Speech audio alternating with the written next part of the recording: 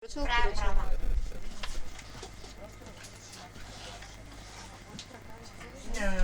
Не се вижда, моля да не ме пречи по този начин. Аз колко голяма. Абе, Мила, нали каза, че и там ще станеш, а тук твоите крака въобще не мога да хвана. Айде си, митай си най-добра. Добре дошли на нашата втора среща на читателски клуб Разград. Аз няма да ви разказвам за книгата, която избра Таня Кибякова предния път. Ще разберете от Стефи как и на какъв принцип се случва избора на книга, каква е идеята на клуба и всичко останало за него. Аз искам да ви кажа една много хубава новина, която стана реалност преди, може би, 2 седмици. По време на една постановка в Разград видях Диана Славова да сяда в залата с двама нейни приятели. И беше станало интересно за какво се говорят. И на следващия ден тя ми се обади и ми каза: имам чудесна новина. И новината беше, че тя е показала част от снимките от предната сбирка на Любо Лозанов, който е изпълнителен директор на Амета Холдинг. И той много се е впечатлил не само от дамския клуб, а от това, че дамите четат и правят така все повече хора в Разград да четат. И когато е задал въпроса: имат ли нужда от нещо, с какво мога да помогна, всъщност е дошла идеята, че той всеки месец ще подарява на дамския клуб 10 книги, а от тези 10 книги ние ще заделяме една за библиотека на дамския клуб, а останалите 9 съответно ще разиграем измежду присъстващите, така че има смисъл хората, които обичат да четат, да не четат просто вкъщи, а да идват на едно такова място, на което могат да получат книга, могат след това да я дарят за благотворителност, могат да обменят хубава енергия с различни хора, могат да обменят идеи, какво са почувствали от книгата, какво са разбрали. И така да поставим наистина заедно една много хубава традиция в Разград. Аз ви благодаря, че сме тук, че сме заедно. И давам думата на Стефи, която всъщност стои за тази прекрасна идея изобщо да има едно читателско активно общество в Разград. Здравейте от мен. Много се радвам, че някои от вас отново са тук, че също виждаме и нови лица сред нас. За тези, които идват за първи път, идеята на клуба е, понеже аз съм любител на книгите, винаги ми е липсвала тази част, след като прочета някоя книга, да имам някого, с когото да мога да споделя впечатленията, какво ми е харесало, какво ми е докоснало в съответната книга. И така съвсем случайно в разговор с Цвети споменахме, че много ми се иска да има такова място и тя беше човека, който се каза: давай, прави го. И то вече е факт. Съответно, избора на книга също, както с благотворителните книги, се случва на случайен принцип. Като първата книга, която четохме, беше Мадам Кюри и силата да мечтаеш. Ние избрах аз като начало, като типично женска книга и нещо по-тематично. Тази книга на Джордж Спенсър, Свръхестественият човек, я избра Таня Кибякова, която не успява да дойде днес. Но така или иначе, книгата наистина се заслужава четенето. За съжаление и аз не успях да я прочета цялата, но ще я довърша. Днес също към края на нашата среща ще изтеглим по едно листче, като този, който има късмета да изтегли книжката, ще има удоволствието да ни покани в неговия свят на книгите, нещо негово любимо, което ние всички да прочетем и на следващата среща да може да обсъдим заедно. Предполагам, че не всички сте успели да прочетете книгата, също като мен, нали, цялата. Най-вероятно има хора, които не са я и прочели.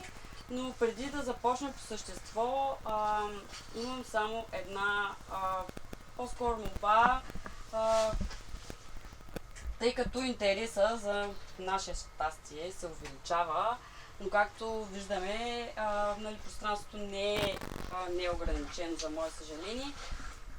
Ще помоля всички да ми пишете на мен предварително, когато имате желание да присъствате, защото този път се случи така, че някои хора трябваше да ги върна, защото просто няма как да се съберем всички. И ще ви бъда много благодарна за това. Така, за самата книга... И за групата на читателския клуб да кажеш. Да, вече имаме и група на читателския клуб във Фейсбук, който желая, тя е отворена за всички. Всеки, който се интересува, може там да следи коя е следващата книга, дори да не успеете да присъствате на някоя от срещите. Там ще има актуална информация, какво четем в момента, кога ще бъдат следващите срещи. И разбира се, ако имате приятели, познати, които имат желание и искат да четат заедно с нас, може да ги поканите и там, можете да ги поканите и на нашите срещи, за нас ще бъде голямо удоволствие. По същество за конкретната книга, която четохме, честно казвам, на мен тя ми е много извън зоната на комфорт,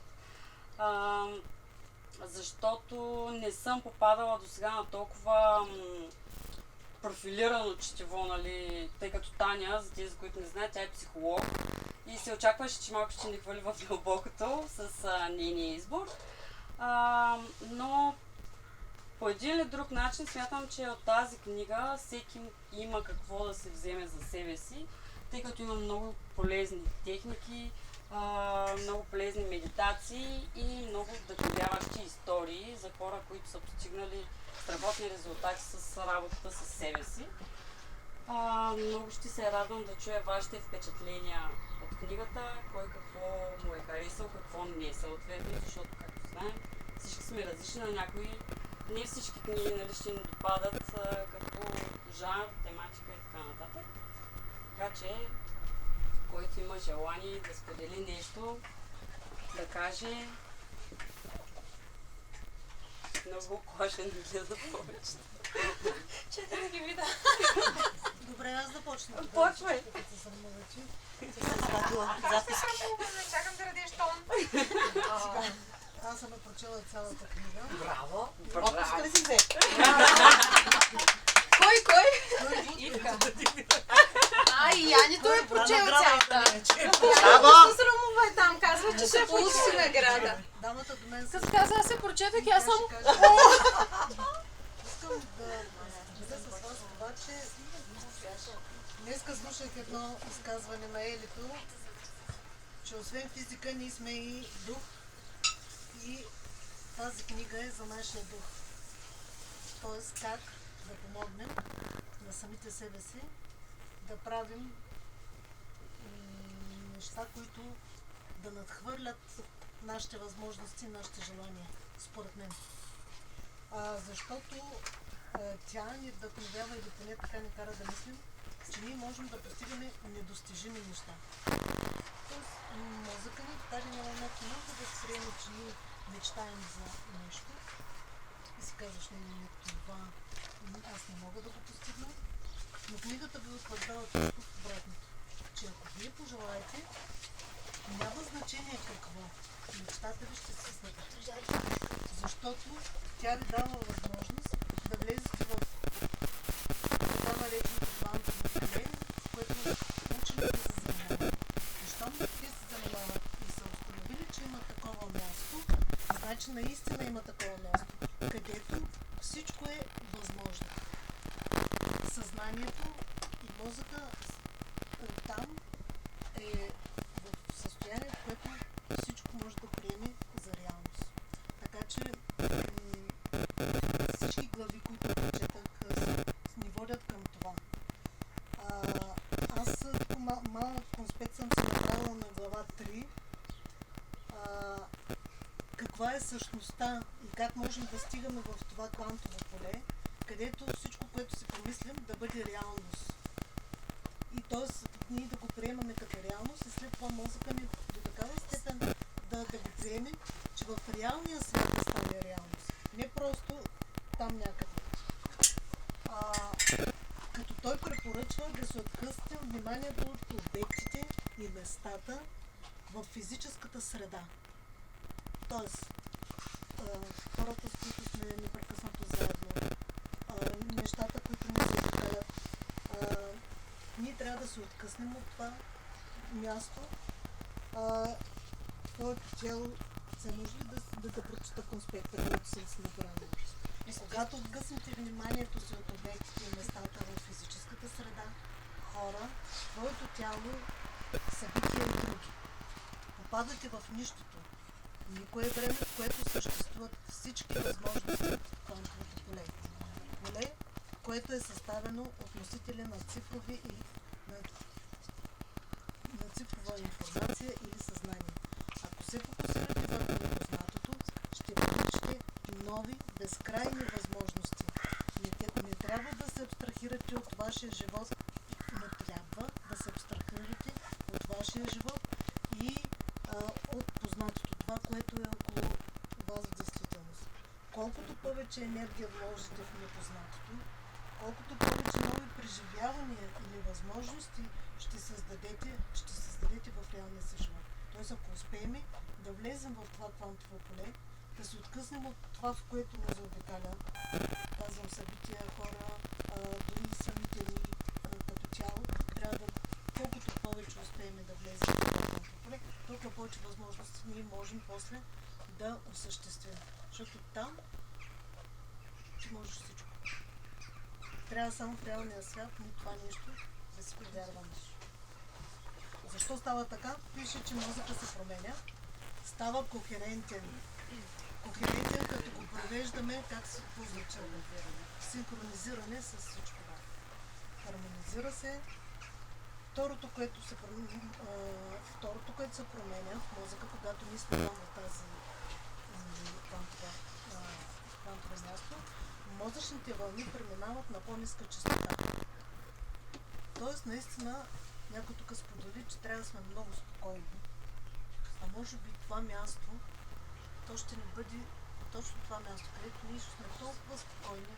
Тоест няма да има нещо, което да ни дразни, нещо, което да ние да мислим, за да може тези частоти да бъдат наистина ниски и да може нашия мозък наистина да се снабди с най-добрите невровръзки, които да ни създаде после възможностите.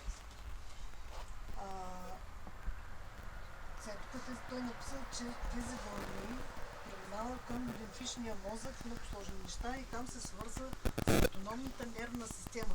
Тя отговаря за храносмилането,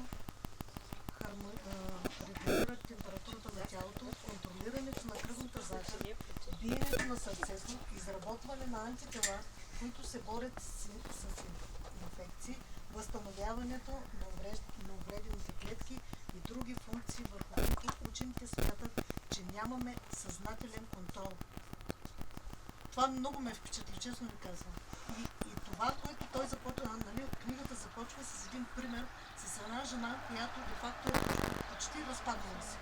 Тоест, какви ли не болести, какви ли не неща, всичко тя е, ако някой го види в действителност, ще каже, но тя не е живчна. А след попадане в тия, там тя ходи на тези медитации, влиза в това квантово и успява да се възстанови. И точно това е, че той обяснява това, че ние ще бъдем много здрави, всичките ни функции, всичките ни органи и въобще цялата ни физическа същност ще бъде изключително здрава и добре, ако ние успяваме да се възползваме от това. Защото когато сме в реалния свят, нещо като усети, почвам да мислим. Да, това ме боли. Да, това тук има нещо.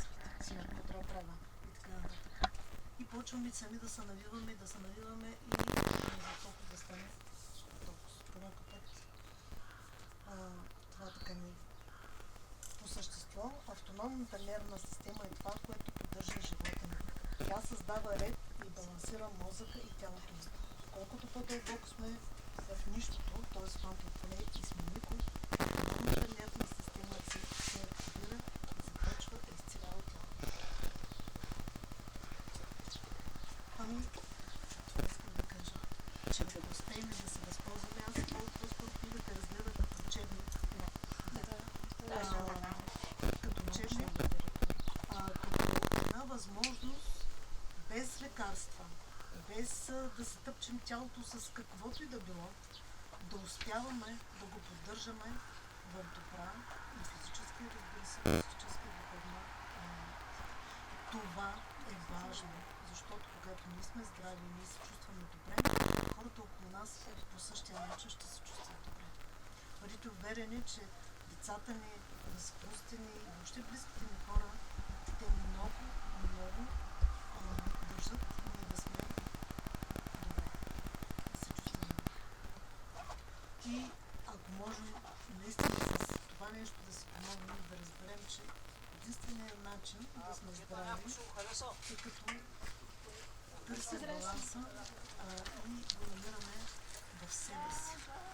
Най-вече на откритите възможности на нашето човешко тяло. Благодаря.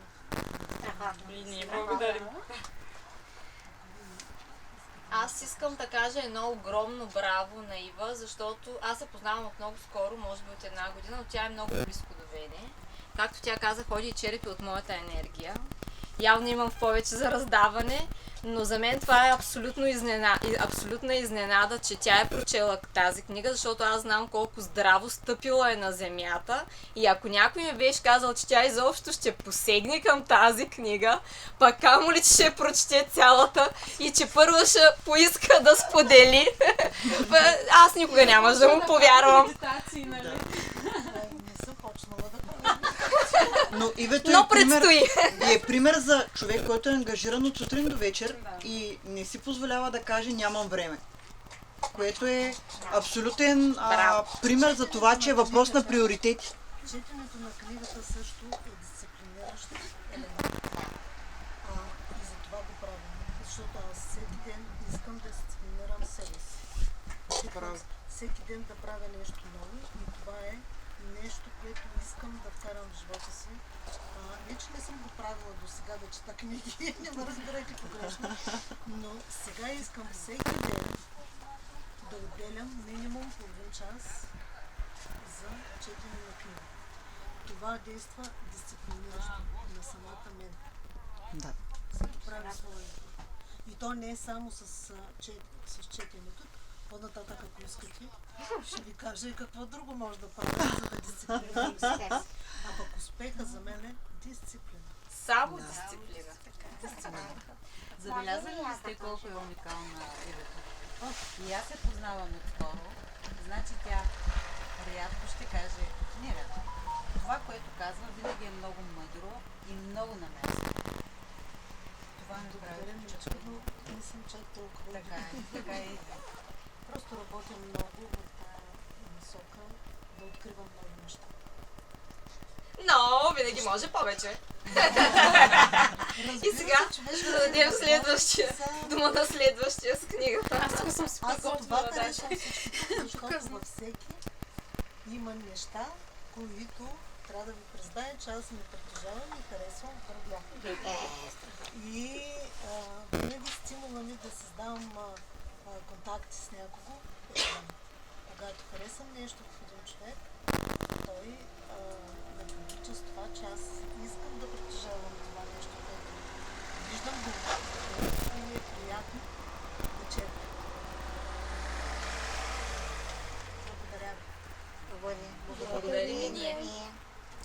Мили дами, аз пък съм си приготвила тук една картинка, която много ме впечатли от книгата.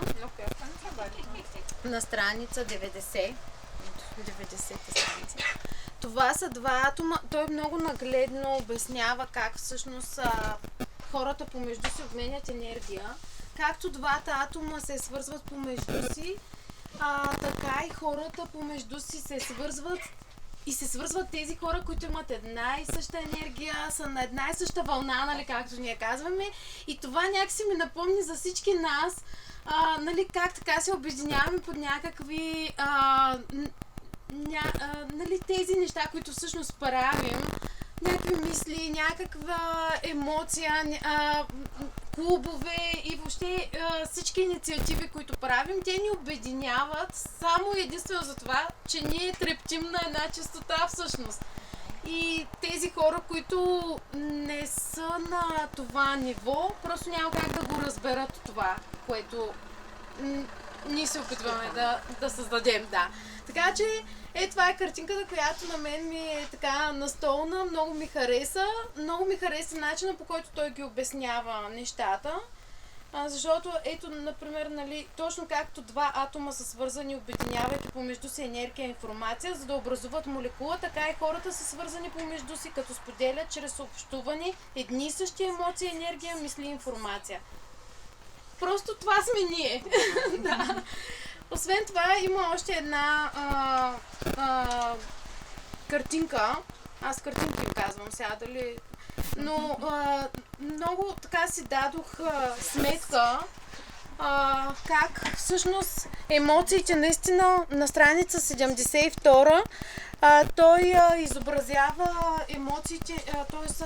честотите, на които ние трептим, и сега може тук да си дадете сметка как един уравновесен, блажен човек ние реално не го забелязваме, защото той трепти с много високи и много по-малки такива вибрации, докато един разерен, ядосан човек, нервен, той, нали, излъчва, той дори няма нужда да говори, той просто го излъчва, от него строи тази информация. Така че от тези две картинки всъщност аз научих много. Те са съвсем самото начало. Аз не съм довършила книгата, на 6-та глава съм, но тя става все по-дълбока и по-дълбока нататък.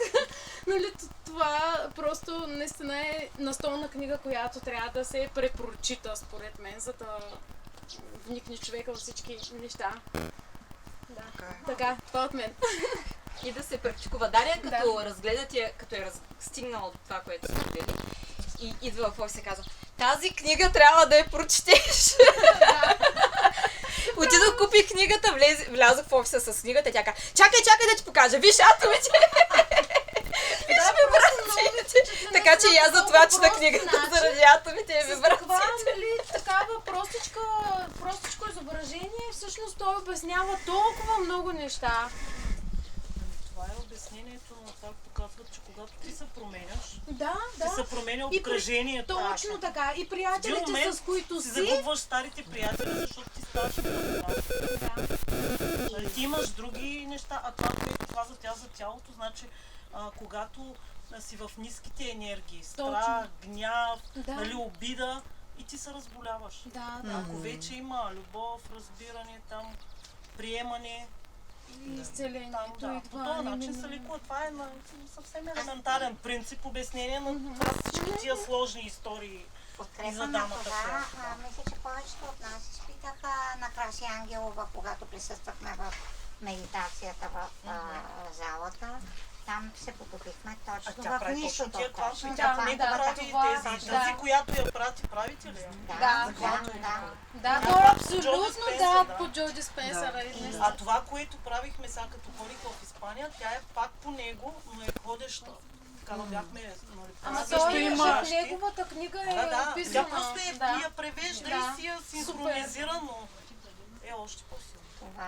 Това е нещо, за и всички тия примери, които са дадени в книгата, просто са наистина, аз вярвам, че те са реални, защото наистина със силата на мисълта можем да постигнем всичко. Просто ние не знаем на какво сме способни сега. Не можем разума не ни позволява. А след като единия го е постигнал, след като тя го прави, защо да не може и другия? И ти не можеш да правиш такива обучения. Можеш, просто ти кажеш: не, това не е за мен. Защото това в мозъка, ние просто трябва да кажем: позволявам си. Трябва да го изречеш, ние не вярваме в душите си. Позволявам си да съм здрава, позволявам си да съм обичана. Или за мен всичко е възможно. За мен това нещо не трябва само да се... всичко е възможно, тя да това казва. За мен. Думата има субективна роля и трябва да го казваме. Ние си позволяваме. Даваме. Това правя. Знаете ли, аз да кажа нещо като човек почти прочел?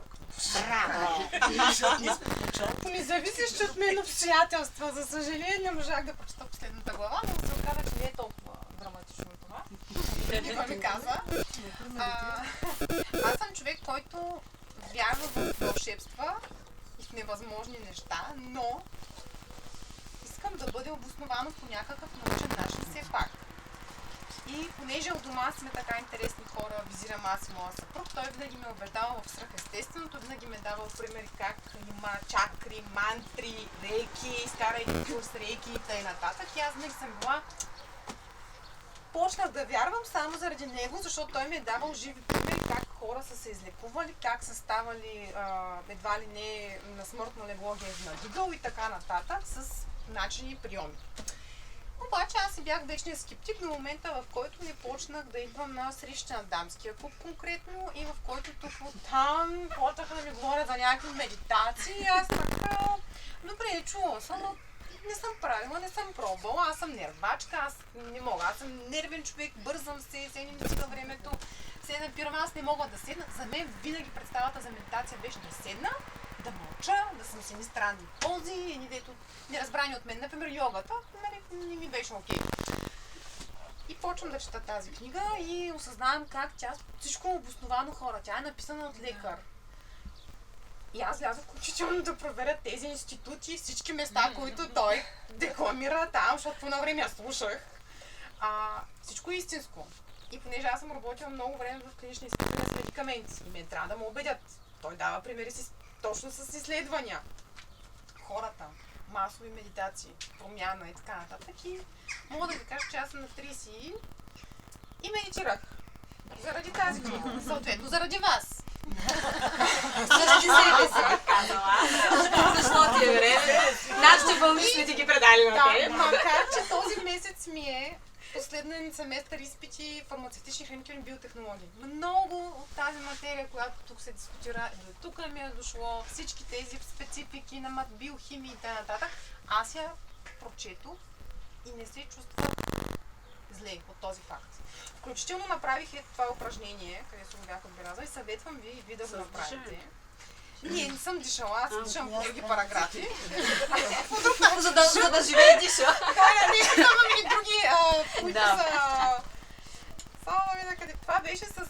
Например, ако искаш да промениш нещо свързано с работата ти, пишеш буквата Р, ето на страница 123. Всъщност ти трябва да изкажеш ясното намерение, което, например, ако е свързано... Аз го направих с работа и здраве, конкретно. Мога да кажа, че дава резултати до толкова, че аз почнах и да медитирам. Медитирам сега. Казвам ви, човек, който нямам време да медитирам часове наред. Наистина не мога да си позволя. Сигурно вие всички сте така. То не е нужно чувство. Абсолютно. Значи аз почнах с малките стъпки. Пуснах си любопитство, за да мога. Аз обичам да визуализирам. Пуснах си няколко видеа в YouTube, има точно на Джо Диспенса, една негова медитация, тя беше точно за успех, просперитет. На английски език, много спокоен глас, музичката на заден фон. Стана каквото стана и аз осъзнах, че всъщност за мен най-удобният момент за медитация е вечер, когато се приспивам децата, защото поне имам щастието да заспиват рано и да заспиват мълчейки. Защото не се получава. Аз заспивам с тях. И знаете ли колко е хубаво усещането? Човек да заспива с едни страхотни позитивни мисли. Моля да върнем назад. Една дума каза излишна. Страхотно Не се казва. 6-дневен маратон в силата на думите. Общо заето сутринта ставаш и си мислиш за това. И ако сте стигнали до момента, в който той разказа за филма на живота, това е следващата стъпка, която аз ще направя.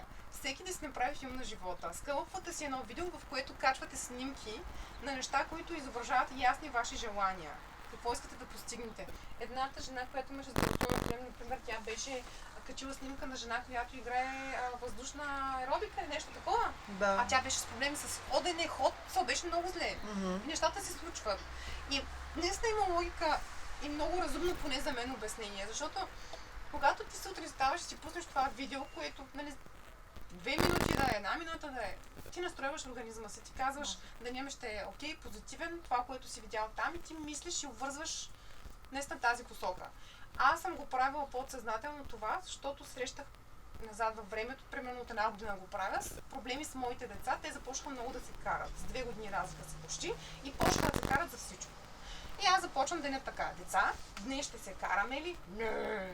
Деца, днес ще е позитивен ден. Да, мамо, днес ще е много позитивен ден. И така настройвате включително хората около вас. Вярвайте ми, работи. Те са на 4, на 6. И това е нещо, ги подсещам през деня, защото като усета напрежение, так днеска денят ще е позитивен. Да, мамо. И те така си говорят, деня минава и почти не сме имали драми, да си кажа. Та, общо взето за скептиците, защото аз мога да кажа, че бях един от тях, книгата наистина е полезна и не е книга за един месец. Със сигурност. Това е книга, както Ива каза, като учебник. Когато се правиш, когато имаш нужда, ако искаш да помогнеш на някой, защото за мен това е помощ. Това е наистина, аз допреди да почна да се събирам, нали, с тези хора от дамския клуб, с читателския клуб, аз си осъзнавам, че съм била обградена от хора, които не вярват в позитивното. Това е изцеждащо. Енергоядни. Не, И аз избягах от тези ама хора. и ти Ние не буквално вярваш. избягахме от тези хора, за да така е, ние но- се изместихме от тези хора и в един момент търсиш. Дай, намираш, нали, човека, който То се търси, намира. появява, Да. който трябва. Но изцеждащо е, ужасно е, така че просто тази книга може да се препоръча не съм човек в нужда за мен. Осъзнаване. Абсолютно. Това е от книгите, които всеки трябва да има в личната Да. си библиотека в Като общи Библията, линии и да само си че я на съвременни препоръчам. И това, което Мел... Да. Между другото, относно медитациите, аз лично съм карала курс дихателни техники, където медитирахме. Карала съм курс за медитации. И съм от хората, които до момента нямат нито една успешна медитация. Значи, колкото и пъти да съм се опитвала и групово, и сама. Нали, не ми се получава, но аз съм упорита и нали, ще продължавам да опитвам до момента, в който стане. Стефи, аз не знам. Прехвърляш ми вълните ли? Стефи, какво значи не ти се получава? Ти какво? Нали, защо решаваш, че не ти се получава? Защото, примерно, в смисъл, когато сме ги правили групово, аз чувам сега, че жената до мен диша много шумно. Аз не мога да се концентрирам. Мен главата ми работи на милиони обороти. Правиш в къщи, примерно с слушалки, не ти ли? Нали, Значи, да избираш другите звуци, да речем. Пробвала съм се, нали, музика да си пусна, тогава пък, примерно в главата си пробвах едната негова медитация. Даже, нали, концентрирай се в, нали, в части от тялото, примерно, както започваме. И после идва момента, концентрирай се в пространството около тази част. И аз съм в недоумение как да се концентрирам в това пространство. И се усещам, че в един момент аз вече си мисля как като стана трябва да направя един на малкия, трябва да сготвя нещо. После, да, мантра имаш. Да, ами да, повтарям Помниш си я. ли, да? Помня я. В смисъл, нали, казвам си я тая думичка, гледам, нали, казвам си, връщаш се там, където... И е така 10, 20, 30, 50 пъти и накрая вече и малкия почна мамо и то всичко отиде на кино, но, нали, в смисъл, аз нямам късмета той да заспива рано, за съжаление, но смятам така, поне веднъж седмично да се опитвам да го, нали, за да мога да имам времето да се опитам на тихо, на спокойно. Оня ден е така, пак се пробвах, комшията си надънил и това в 12 часа вечерта надънил телевизора и аз. За да нямате такива проблеми, аз ще ви кажа какво ще направим общо заедно. Когато изместим автобуса другата седмица на мястото, на което трябва да бъде, ще бъде позициониран, даже вече е там, защото ходя с хора да медитирам там всяка сутрин, групово пред автобуса, на тревичката, с по една възглавничка и груповата енергия, аз съм убедена, че ще доведе до медитации. Обаче всеки ден. Опит всеки ден. Прави накрая си квантовото поле. Добре. Накрая си квантовото поле, аз честно, може би 2 седмици я слушах, докато не разбрах какво трябва всъщност, как трябва да останеш нищото. Просто е, нали, ти изведнъж оставаш там в нищото, обаче аз съм някъде. Нали, аз съм някъде просто. Аз попадам в нищото. Попадаме и там горе. Попадам ли в нищото и искам да ми обясни какво усещам. Ами то е усещане. Да, за всеки най-вероятно е различно, Всеки, но който ти... е усетил това, искам да ми каже какво е усетил. Това е индивидуално, може би Аз усещане. как го усетих, понеже имам същия проблем като на Стефи. И То до всички сега... съвременни хора го имат. Не си го набивайте това в гостите, че имате проблем. Да, пречат и не мога да остана така насаме. Чудо имам те нещо към теб. Медитацията, която беше в залата на Латона, груповата, която правихме дамския клуб, беше първата и единствена досега на Краси, която ме докара до това състояние на нищото. На мен ми подейства, затова повярвах на Краси. Първия път, когато си я правих вкъщи, попадайки в това нищо, освен че не мислех, според мен аз бях и задрямала. Така си мислех, това е лечебен сън, някаква минутка, 2-3. И в един момент усещам, че най-вероятно съм пропуснала момента, в който тя казва, че трябва да почна да творя. И викам, сега пък трябва да почна тази медитация наново. Нищо подобно. Всъщност, точно след като аз осъзнах това, че съм в нищото, тя започна да говори. Сега ти си твореца. Започни да си представяш това, което коментирахме и визуализирам. И оттам насетне само тази медитация. Аз другата с гайдите не съм я правила. Тя е уникална. Но това е безвремие, няма мисъл, няма нищо. Да. Ти си прашинка някаква. Тя затова дига нивата, нали? Стаята, квартала, държавата, вселената, всичко и се разтваряш и наистина е... Но не става най-вероятно от вас. Аз съм... Имайте предвид, че зад гърба си, примерно имам 2 нива рейки, имам human design, имам практики, но за пръв път тази медитация такова въздействие има върху мен. Така че нямаш усещане нито за тежест, нито за лекота, просто е нищо. Ти си никой. Добре, когато си там, нали казва, ти си творец. Да. Така, там представяш ли си нещо? Каквото искаш да Абсолютно. Там идеята е ти да си представяш всичко. Ти представяш ли си и ако си представила нещо, осъществува Да, ли се знаеш ли, реалния живот? понеже и метода Силва съм практикувала преди време, аз Аз съм много... начала книгата отдавна. Да, аз го практикувам. Сега това, което споделихте с ситуация преди години, дъщеря ми е студентка, оставила си кучето, аз да го гледам, блъска го кола, прекъсва гръбначенство. Много драматична за мен ситуация, аз имах чувство, че ще получа инфаркт, защото не е моето. Смятайте как съм отишла в ветеринарната клиника, хората, освен че му биха обезболяващо, ми дадоха за през нощта аз да му бия инжекция. Значи съм била решена на всичко. Само по този начин, преди да знам за тая медитация, визуализирах едно и също. Това куче имаше много гъста козина, и бягаше много. И аз само го виждах как тича срещу мен. Здраво и тича. Повярвайте, излекувах го верно дълго време, гледах го. И то живя до 17 кучешки години и си го погребах от старост накрая, но това е метода. Само визуализираш, но не е седи път, разбира се. Но за мен това е факт. Представяш си всичко. Ето тя е стигнала до нейната истина през книгата, да си направи видео. Но това дете, примерно дете казвам, защото може да ми бъде дъщеря, тя е в другото поколение. Тя визуализира през видео. Аз визуализирам от тук, защото, примерно, имам такъв опит по някакъв начин. И ти, попадайки в това нищо, си представяш картините на твоя живот, които искаш да имаш. Защото исках да разбера какво е в това нищо, защото аз като Стефи не мога да вникаш в нищото. Пробвай да се концентрираш на една точка от тялото. Аз това направих.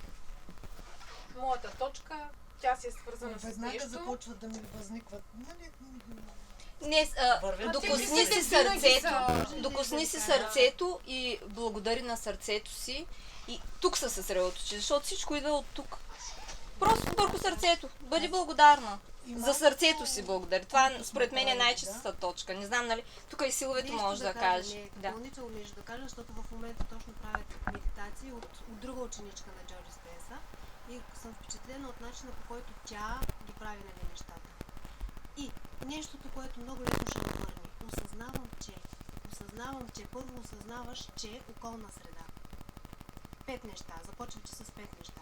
Осъзнавам, че, нали, започвате медитацията. Осъзнавам, че, примерно някакви звуци. Това е строго индивидуално за всеки.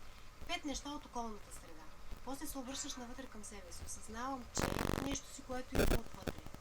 И по този начин много лесно попадаш в тета. Това е смяна на вълни. Много лесно. Между другото, извинявай, мислих, че се приключва, да. И по време, нали, на самата медитация, ако се усетите евентуално мислите, което е неизбежно, да отидат на някакво. Просто осъзнавам, че в момента мислите, не отивате мисля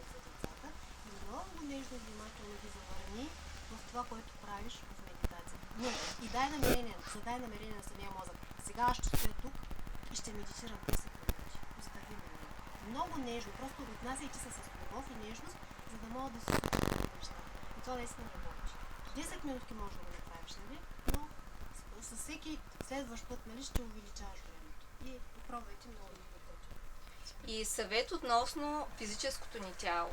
За да ни се получават медитациите, ние трябва да се храним осъзнато. Какво означава осъзнато? Здравословно хранене, не сме на тема здравословно хранене. Това е много важно и в Библията е дадено. Първо е в нашето физическо тяло, ние живеем в материален свят. Грижим се за него. Не консумираме алкохол. В рамките на 24 часа, дори след една глътка вино, медитация няма да се получи. Кафе не консумираме преди медитации. Няколко часа по-рано кафе не трябва да сме консумирали, защото това е напитка, която също напревъзбужда. Ако пием алкохол, ако пием кафе преди медитация, ако не се храним здравословно и не ни е чист организма, да ни кажем, че нали, това е невъзможно да не се получи медитация. Имайте го предвид. Не са се крайно. Възможно е пак, но няма да бъде толкова, как да кажа, толкова лесно. Вечерта, когато бяхме в ресторанта и като разляхме малко вино, Красимира Ангелова една глътка вино и каза, сега не мога да медитирам. Точно така е хора. И тя каза, че от 3 месеца не консумира алкохол. Ами тук личният ми опит, аз както съм в програмата на Красимира, не съм опитвала никакъв алкохол. Не, че преди това съм пила много, но определено виждам разликата. Сега за кафето не мога да коментирам, защото аз по принцип не пия кафе. Но аз смея да твърдя, че медитациите ми се получават. Нали, тук много неща други, които правя, но понеже съм го коментирала и лично с нея и с други хора, този въпрос нали, за чистия организъм, наистина е важно. Наистина е важно каква храна едем, тялото ни да се чувства леко.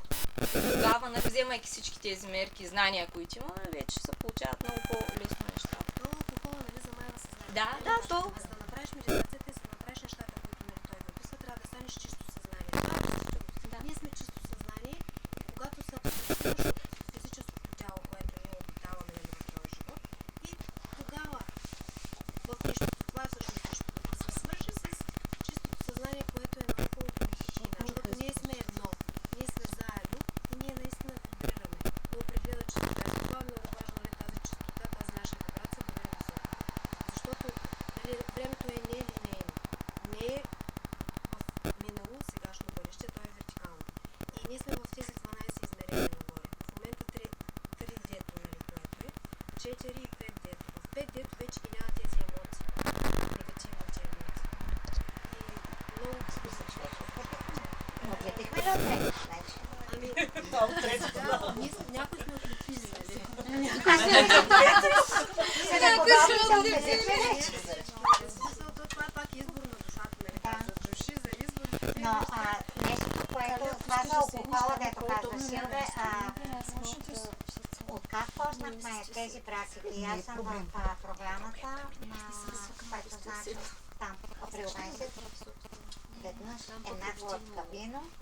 Хора, имам чувство, че ми се самая главата преди откри уиската бях корала. Знаете ли защо? Защото самата медитация, тя, как да кажа, вдига вибрацията много. И ние така или иначе сме на череща, нямаме нужда от това. Да, така. Силви много го Аз мога да споделя. Кажи, Гали. Силвия, откакто съм с нейните рестартия с Пролетен, аз вече не пия алкохол. Ето, виж. Значи преди пиваше не съм малко. Да, Бира вече малко, да, вино, да. много малко. Обаче сега даже се тествам, ходя на гости, на заведения, нали? И Аз с колата ходя и въобще не е проблем, че аз няма да пия. Никога не съм допускала, че така действа, но е факт, ето и аз. Значи един мой друг ментор, който е руснак, той забранява категорично алкохола. Казва алкохола, всъщност ако искаш да имаш пари, нали, елементарно което, искате да имате пари, спрете да пиете алкохол. Алкохола тотално замъглява съзнанието. Когато човек дойде при тебе за някаква консултация, ако е пил, може да му вземеш парите, нали, но ти да си ходи, да. Алкохола просто замъглява.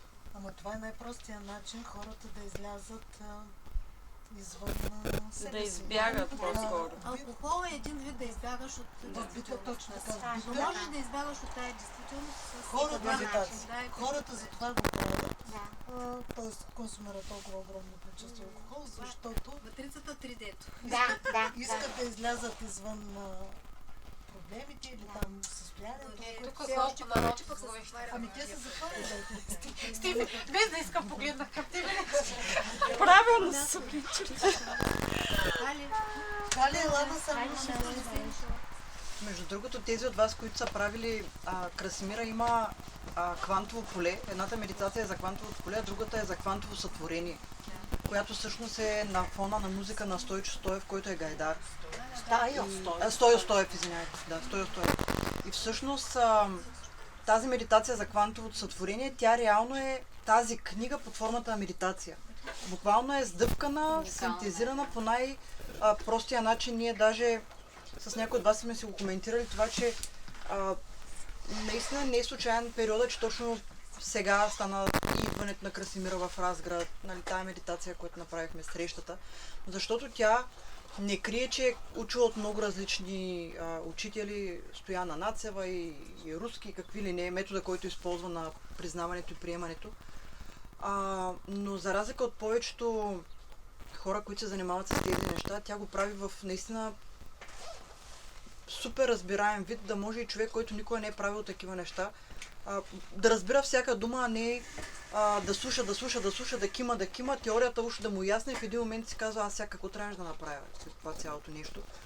И на мен много ми хареса това, което тя сказа на последната Zoom среща преди няколко дни, във връзка с нашата среда и хората около нас, защото аз от много време има няколко човека около мен, на които съм им казвала, ако аз почна да се държа или как си, искам да ми удариш 2 шамара.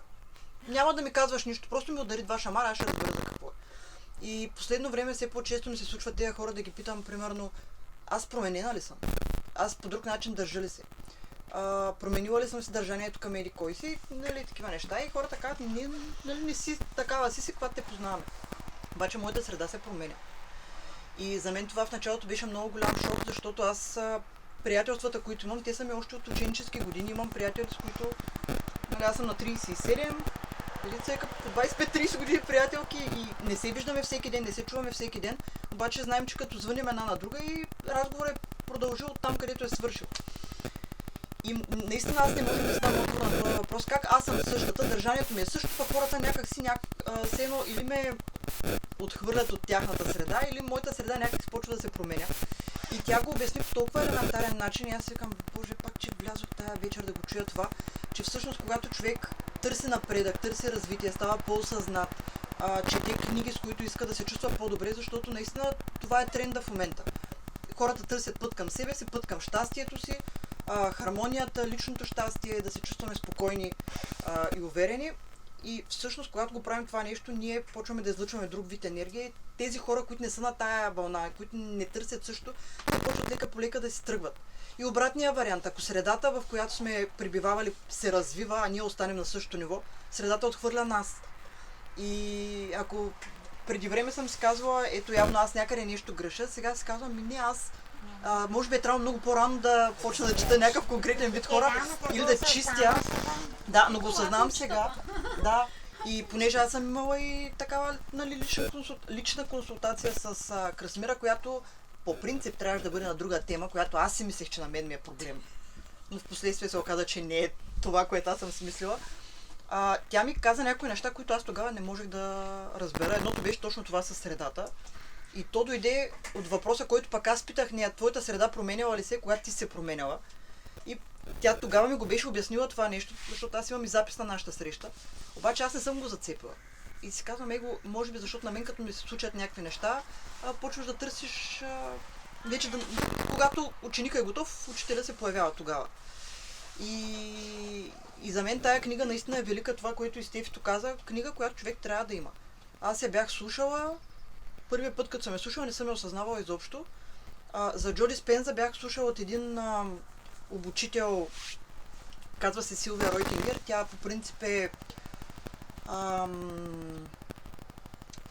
тя обучава финансови консултанти и един от най-търсените в Европа. И когато има някакви финансови институции, тя им мотивира служителите, обучава ги и така нататък. И преди време бях на едно нейно обучение, което трябваше да бъде на тема пари, финанси и така нататък. И аз помня как 3 дена бяхме там с нея. Тя тъкмо се беше върнала от Мексико, от семинара на Джо Диспенза, този ретрит, който и Красимира посети. И за мен беше супер странно как тя ни даваше едни медитации. Имахме ходеща, седяща, лежаща, какво ли още не. И след тези 3 дена аз осъзнавам как тя нито веднъж не е отворила темата за парите и други такива неща. А пък аз се връщам и почвам още по-мотивирано да правя някакви неща, свързани с парите и с финансите. И тогава, когато ми говореха как на принципа, ако се фокусираш в страховете, страховете растат, ако се фокусираш в мечтите, мечтите растат. И аз си викам, добре, как, нали, то първо трябва да го видиш, виждаш го и така почваш да вярваш в него. Как се случва обратния път? И си викам, ето, то явно си е, нали, цяла наука, не е нещо, което те първа. Чувството да го видиш, да го усетиш, как ще се чувствам аз, когато вече имам пари. Да. И оттам тръгва всичко, защото то отвътре всичко излиза. Да. Това е цялата философия. Да. Значи вътре се пълниш с ресурс, това, което направихме. Ресурс да имаш и като внесеш този ресурс навънка, вече той ще се върне. Като това така работи, няма да че кажа. Значи вътре, ако ти е болно, празно, това е излиза. Да. Много е интересно. Кой ми казва, защо не се получават някакви неща и защо пък не Аз несъзнателно като Диди, нали, това, което тя каза за кучето. Аз съм си представила дамския клуб. И...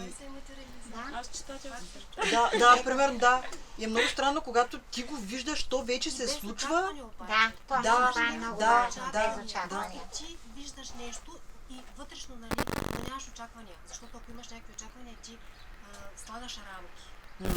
Просто го пускаш и то ще да стане по най-добрия начин. Да. Поръчка си пращаш до Вселената. Да. Вселената знае как. Смисъл, рамките не правят.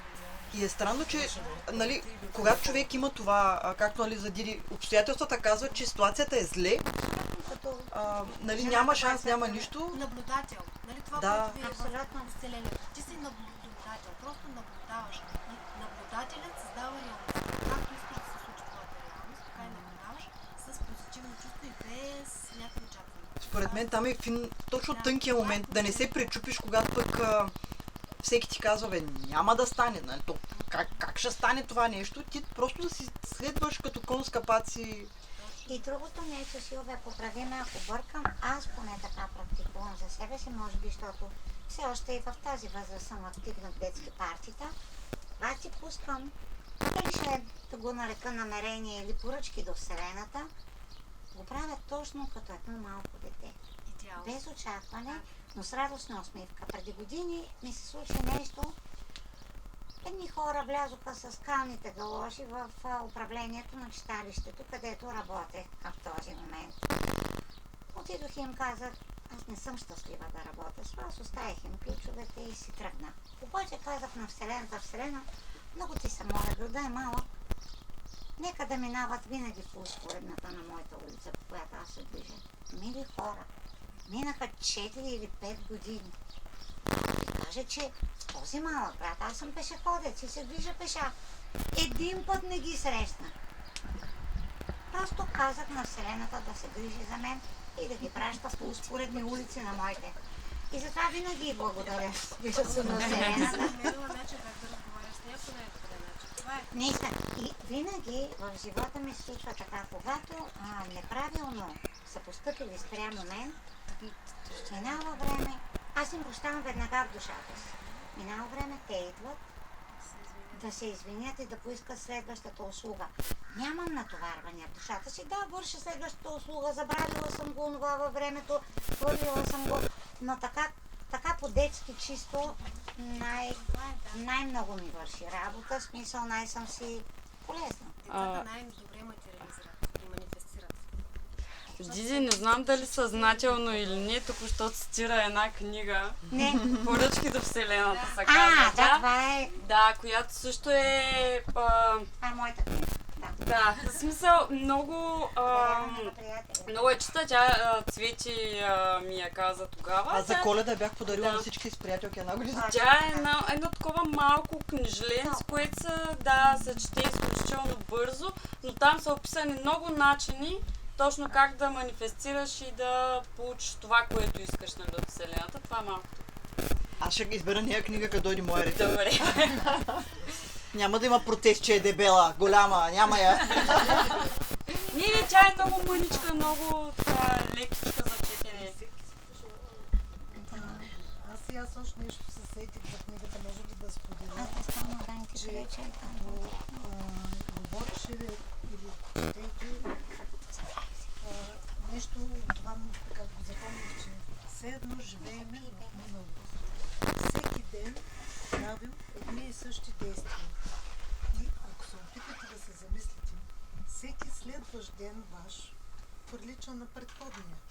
Сутрин нали ставаш, там имаш ангажименти, всичко, което пред, после отиваш на работа, после не знам, нали там. И вечерта приключва.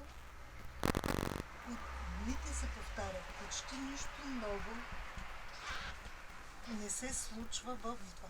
И той го казва така. Все едно живееш миналото. Дори не в настоящето. Защото ти го минаваш този път, който вече си го минал. Беше много непонятно. И аз го осъзнавам, че е така. Как можем да излезем от тази ситуация?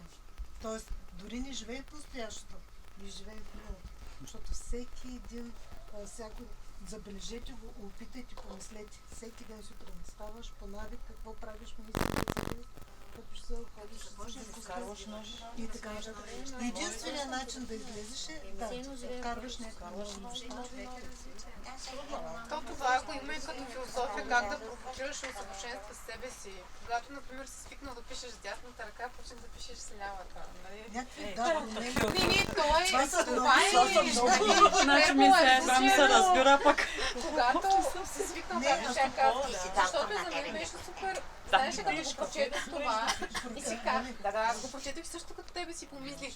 И си казвам, наистина колко е право. Всяка сутрин ставам кафе и се надявам ставам да пия кафе и се надявам моите деца да не се събудят, защото те са така мръднели, скръцнели, штракнели ми лаките, нали всичко.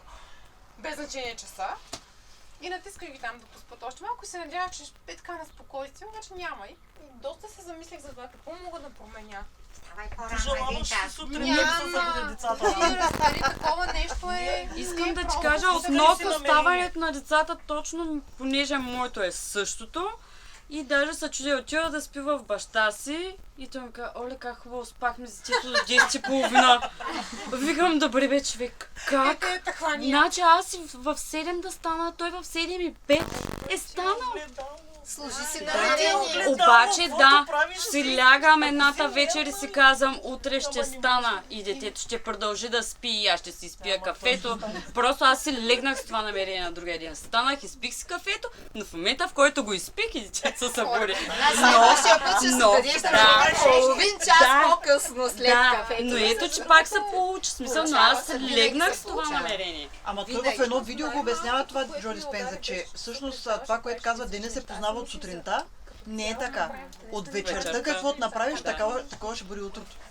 Което има нещо.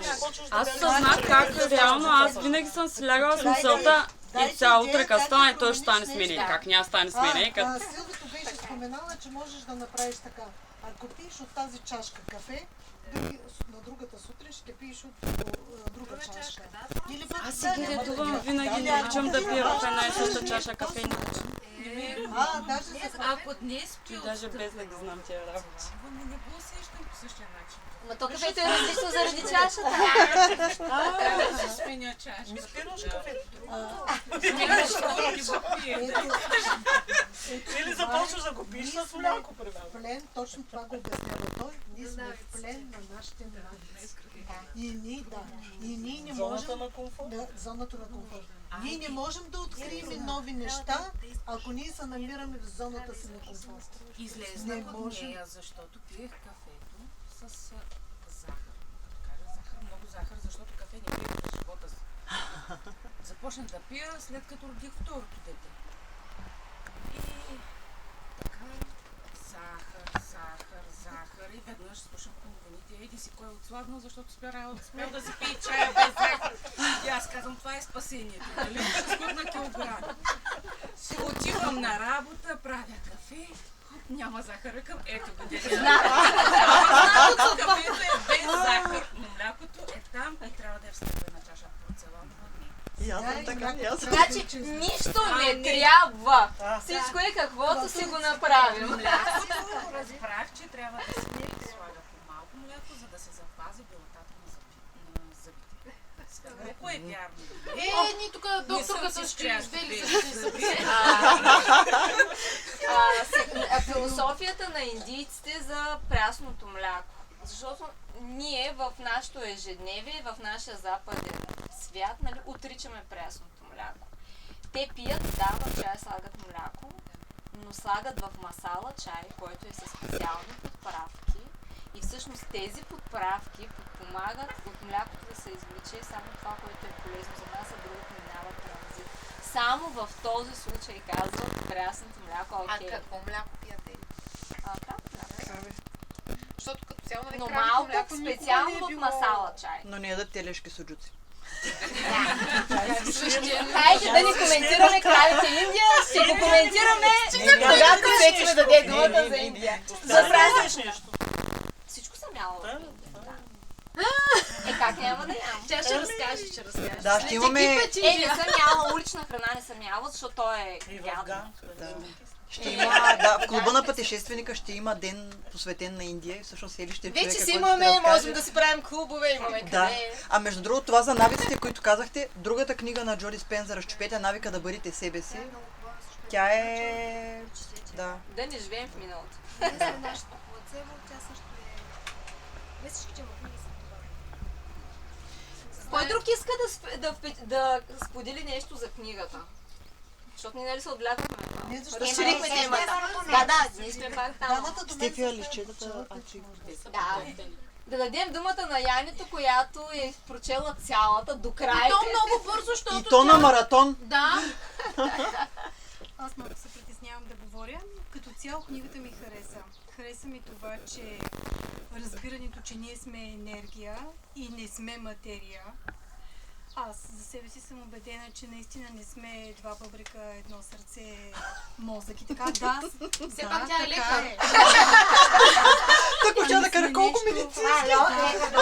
Сме нещо много повече. Хареса ми това, че там, където насочиш вниманието си, там влагаш енергията си и това е ключа. Всъщност. Интересно, енергията отвън навътре или отвътре навън? От мислите ти. Мислите, където Да. отиват, там ти отива енергията. точно. Ако се ядосваш на някого и ти... Отвътре навън. Аз не се ядосвам на никого. Дала съм Тя е надежда. Точно така. Аз на никого не се ядосвам, всички хора ги обичам. Това е положението. От край време. На никого, който иска да се сърди, аз на никого не се сърдя. Обичам ги. Това е положението. Най-здравословното положение. Ако някой не ме разбира, това е негово право. Това е бутулка в неговата душа. Точно Не е така. твоя. Аз не съм и не изисквам и всеки да ме харесва и да ме обича. То То няма как. няма как. да. Няма как да се случи и това здраве. Този някой, който Да. това е най-здравословния начин. Не, друго е. Всеки е такъв, какъвто е. И всеки има право да бъде такъв, какъвто иска да бъде. Всичко е такова, каквото е, всичко се повеси. И всеки реагира от позицията на нивото на осъзнаване, на развитие на което е, и винаги и само за да защити себе си. И това нещо, като го асимилираш и започнеш да го прилагаш на нещо, повярваш, ще бъдеш супер. Да, ама си го намерим на някой, примерно. И даваш всичко от себе си. Защото имаш очаквания. Очаквания са съвсем Очаквания, просто може би съм припознала този човек от някой, който не е. Ами това е, но пак ще казвам, имаш ли очаквания и не го приемаш такъв какъвто е. И затова имаш разочарование. Казваш, това е той. Край. И приключваш с той си е такъв. Не, просто го приемаш. Той си е такъв. Очакваш от